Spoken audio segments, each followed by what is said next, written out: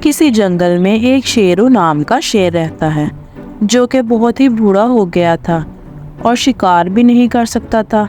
تو اس کا ایک چیلا کالو کوا اس کی مدد کرتا، بیچارے کمزور پکشیوں کو بہلا پسلا کر ان کے پاس لاتا تاکہ شیرو ان کا شکار کر سکے اور زندہ رہ سکے۔ کالو، آج کے شکار کا کیا بندوبست ہے؟ کب تک بھوکا رہوں گا میں؟ جناب آپ فکر نہ کریں، میں ابھی جنگل میں جا رہا ہوں، کوئی بیوقوف پرندہ یا جانور بہلا کر آپ کے پاس لاتا ہوں۔ ارے میں اس سندری کو بیوقوف بنا کر شیر کے پاس لے جاتا ہوں۔ سندری بہن، تمہیں معلوم ہے بوڑھے شیر کے دانت ٹوٹ گئے ہیں، وہ بیچارہ تو بہت بیمار ہے اور کچھ کھا نہیں سکتا، کیوں تم اس کی مدد کے لیے جاؤ گی؟ سچ میں؟ لیکن مجھے ڈر ہے کہ وہ مجھے کھا نہ جائے۔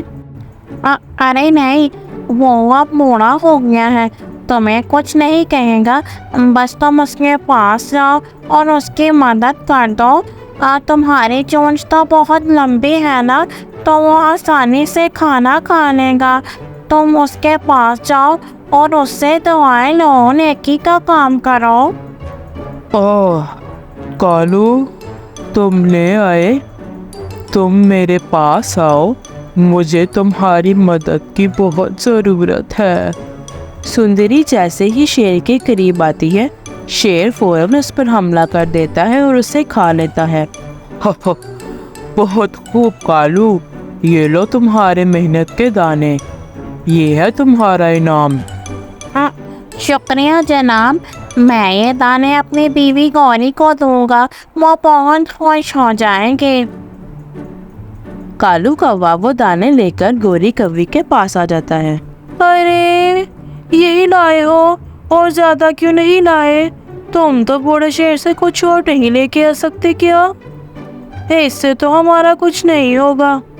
گوری، وہ بوڑھا ہے، زیادہ نہیں دے سکتا، لیکن کل پھر سے شکار کروں گا اور مزید لاؤں گا۔ دوسری طرف جنگل کے سبھی جانور اور پرندے بہت پریشان تھے۔ انہوں نے آپس میں بیٹھ کر ایک فیصلہ کیا کہ کیوں نہ ہم شیرو اور کالو کو ایک سبق سکھائیں۔ دوستو، فکر نہ کرو، میں ایک ایسی چال چلوں گی کہ بوڑھا شیر اور کالو کوا دونوں کو سبق ملے گا۔ ٹونی بہن، تم سب سے تیز ہو، تمہیں شیر کے پاس جانا ہوگا اور اسے بتانا ہوگا کہ جنگل میں ایک بہت بڑا شکار چھپا ہے۔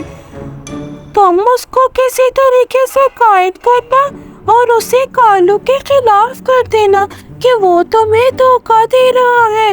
پھر دیکھنا ہم مل کر اس کے لیے وہاں ایک جال بچھائیں گے، وہ اس جال میں پھنس جائے گا تو ہم اس سے نجات پا لیں گے۔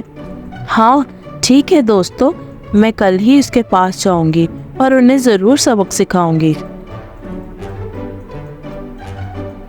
اگلے دن کالو کوا ٹونی کے پاس آتا ہے تو ٹونی فوراً ہی اس کے ساتھ جانے کے لیے تیار ہو جاتی ہے۔ ننھی چڑیا، تم آئی ہو، مجھے تمہاری مدد کی ضرورت ہے۔ جناب شیر، شاید آپ کو کچھ پتہ نہیں ہے کہ یہ کالو آپ سے دھوکہ کر رہا ہے۔ دھوکہ؟ کیسا دھوکہ؟ یہ تم کیا کہہ رہی ہو؟ ہاں جناب، اصل میں یہ روز آپ کے پاس بہت ہی کمزور شکار لے کے آتا ہے تاکہ آپ کمزور جانور کھا کر بھوک کے ساتھ جلدی مر جاؤ اور یہ آپ کی جگہ پر بیٹھ کر پورے جنگل پر قبضہ کر لے۔ کالو، یہ کیا کہہ رہی ہے؟ تم تو واقعی ایسے کرتے ہو، میں تمہیں نہیں چھوڑوں گا، نکل جاؤ تم یہاں سے ورنہ میں تمہیں مار ڈالوں گا۔ جناب یہ تو جھوٹ بول رہی ہے، ایسا تو کچھ بھی نہیں ہے۔ تم دفع ہو جاؤ یہاں سے۔ جناب شیرو، میں نے جنگل میں ایک بہت بڑا شکار دیکھا ہے. کیا اگر آپ چاہیں تو میں آپ کو وہاں لے جا سکتی ہوں. آپ کا پیٹ تو بھر جائے گا, وہ بہت ہی بڑا شکار ہے. واہ, بہت خوب, مجھے تم فوراً وہاں لے چلو. ٹونی بہت ہی چالاکی سے شیرو کو جال کی طرف لے جاتی ہے, اور جیسے ہی شیرو وہاں پہنچتا ہے جال میں پھنس جاتا ہے. یہ کیا ہوا؟ میں جال میں کیسے پھنس گیا؟ اے چڑیا, یہ تم نے کیا کیا؟ پورے شیر, اب تمہارے شکار کے دن ختم ہو چکے ہیں.